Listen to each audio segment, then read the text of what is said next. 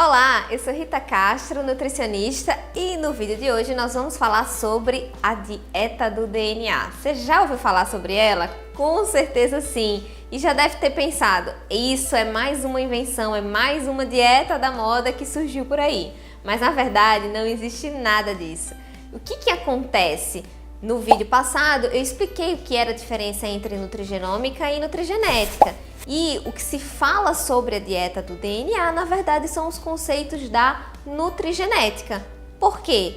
É a partir desse planejamento alimentar baseado na nossa composição genética que a gente consegue personalizar, ou seja, fazer com que o plano alimentar ele seja exatamente para aquele indivíduo, de acordo com as suas necessidades, de acordo com a sua individualidade biológica. Então, por isso que ela ficou popularmente conhecida como a dieta do DNA, que nada mais é do que trazer os conceitos da nutrigenética, que, como eu expliquei, a nutrigenética é a ciência que vai avaliar o seu perfil genético individual, o que você herdou do seu pai e da sua mãe, e como que isso vai fazer com que você responda de maneiras diferentes ao que você consome, aos diferentes alimentos que você consome, a forma como você vai metabolizar os alimentos.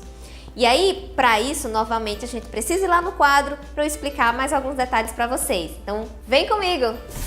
Bom, então, quando a gente fala em relação ao que é a dieta do DNA, a gente identifica alguns genes relacionados com algumas características nutricionais importantes. Mas antes disso, eu preciso explicar para vocês que é o seguinte: lá em 2003, com a conclusão do projeto Genoma Humano, ficou descrito que os seres humanos têm em torno de 25 mil a 30 mil genes, então é bastante coisa. Desses tantos mil genes, alguns são muito importantes para algumas características metabólicas. Um desses genes que eu vou destacar se chama FTO. Como vocês podem ver, a sigla dele, o que ele significa? Ou seja, ele é um gene relacionado à massa gorda e obesidade. Ele foi um dos primeiros genes a serem descritos por estar relacionado, de fato, com o processo de ganho de peso corporal.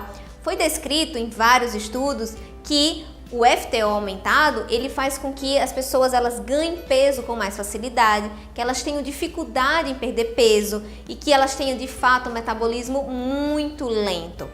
Só que isso não é determinante para o indivíduo ser obeso. O indivíduo ele vai ser obeso se ele veio com um defeito nesse gene, se ele de fato fizer alimentação inadequada, aí sim que ele vai ganhar peso com facilidade, aí sim que ele vai ter toda a dificuldade.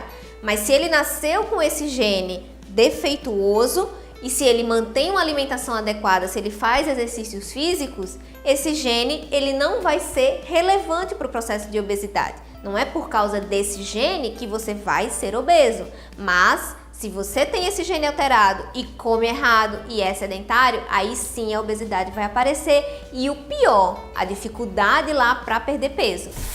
Então, na nutrigenética, o que nós fazemos? Identificamos se existe ou não esse defeito através de um teste genético e isso a gente propõe uma intervenção específica. Bom, mas para a gente entender, basicamente, quando a gente herda esses defeitos, né? Então, a gente precisa entender que assim, nós temos a carga genética que a gente herdou do nosso pai e que a gente herdou da nossa mãe. Cada gene a gente tem duas cópias, né? Como eu falei, uma que a gente herda do pai e uma que a gente herda da mãe. E aí esse filho, ele pode herdar, por exemplo, digamos que isso aqui seja a cópia saudável desse gene e esse aqui seja a cópia defeituosa. Esse indivíduo aqui, ele pode ou não receber essa cópia defeituosa do pai. Do mesmo jeito para a mãe, ela pode ter uma cópia saudável para esse gene e uma cópia defeituosa. Ele pode ou não receber essa carga, essa herança genética. A chance para ele receber aqui acaba sendo maior. Se eu tenho só o pai que tem uma cópia de um gene defeituoso, possivelmente, e se a mãe não tem nenhuma cópia desse gene defeituoso, essa criança ela vai ter menos chance. Agora, claro, se ela herdou do pai e da mãe as cópias defeituosas para esse gene, a chance para ele desenvolver obesidade acaba sendo muito maior. E principalmente se essa criança ela é submetida a uma alimentação inadequada desde o início da vida. Então vamos lá entender um pouco mais sobre o FTO. O FTO, a gente consegue perceber claro quando o indivíduo ele tem esse defeito. Você já viu aqueles indivíduos que é obeso desde a infância, ele tem muito acúmulo de gordura em várias partes do corpo. Ele tem uma distribuição bastante grande da massa adiposa. É uma pessoa que já nasce com uma quantidade de células de gordura maior.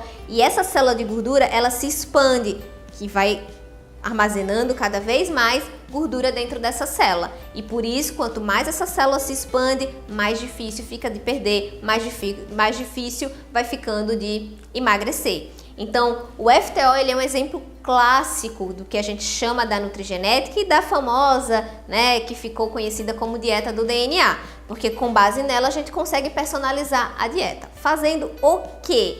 O que eu faço se eu tenho ou não a cópia defeituosa desse gene? Então, eu fiz lá, identifiquei que eu tenho essa cópia, ou se você se identificou com o que eu acabei de falar. Sempre foi obeso desde a infância, tem dificuldade para perder peso, tem falta de disposição e energia, é uma característica.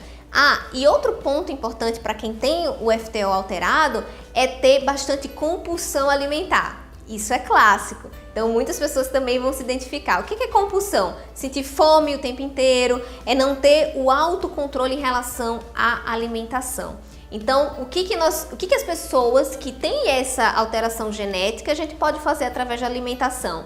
A primeira coisa, a gente de fato precisa equilibrar caloricamente a distribuição alimentar desse indivíduo. Ele tem que ser feito uma restrição de alguns alimentos chaves, principalmente o consumo de carboidrato. E aí a gente faz uma redução dessa quantidade de carboidrato, aumenta alguns alimentos que vão gerar mais saciedade, como por exemplo proteínas e gorduras boas, para que esse indivíduo a gente consiga reduzir caloricamente e gerar mais saciedade. Outra coisa importante para quem tem esse gene alterado é consumir mais fibras, porque a fibra é que vai gerar bastante saciedade, vai sinalizar para o cérebro que realmente não há essa fome e vai ter mais controle dessa compulsão alimentar. Então, esse é um dos exemplos, mas lembre-se que existem vários genes e essa é uma das características relacionadas com essa questão da dieta do DNA. Então, nós vamos voltar para lá e entender um pouco mais sobre a aplicação prática desses testes genéticos. Bom, então como é que se descobre se eu tenho ou não um defeito genético, se eu tenho esses genes que estão alterados? A partir de testes genéticos. Esses testes genéticos são feitos em laboratórios. O profissional nutricionista ou médico, ele pode solicitar esse teste genético para que você faça e com base nisso, a gente propõe um plano alimentar baseado nessa individualidade. Então, esses testes genéticos cresceram nos últimos anos e hoje em dia existem diversos laboratórios que fornecem essas informações. E aí, por isso que é importante você conversar com um profissional que está lhe acompanhando para saber se isso realmente se aplica ou não no seu acompanhamento nutricional. E isso de fato é relevante? A gente tem evidência científica para isso? Temos inúmeras evidências científicas e uma das principais evidências científicas é fazer com que você tenha resultado.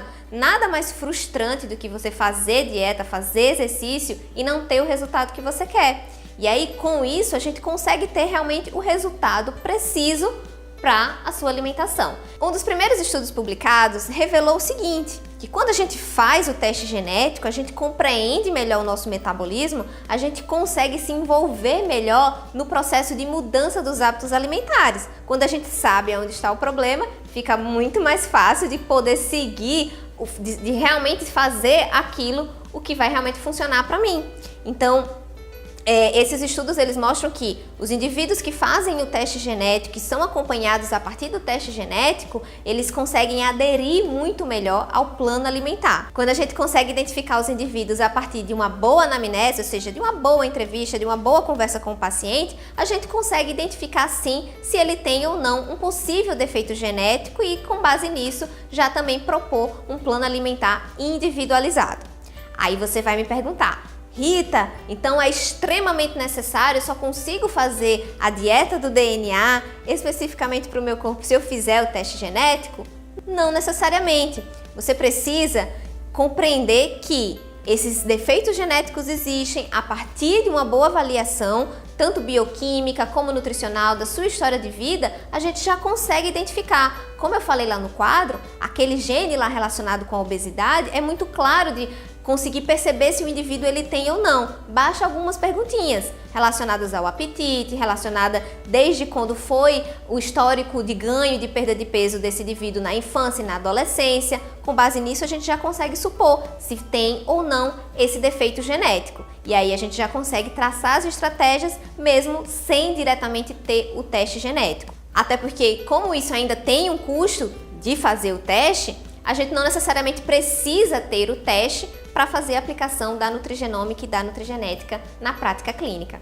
Então espero que isso tenha ficado bem claro para vocês. Não se trata de nenhuma dieta da moda, o que se trata é de uma ciência e que está sendo bastante estudada e muita coisa interessante sendo descoberta. Então espero que vocês tenham gostado e curtam esse vídeo e compartilhem com seus amigos e até a próxima!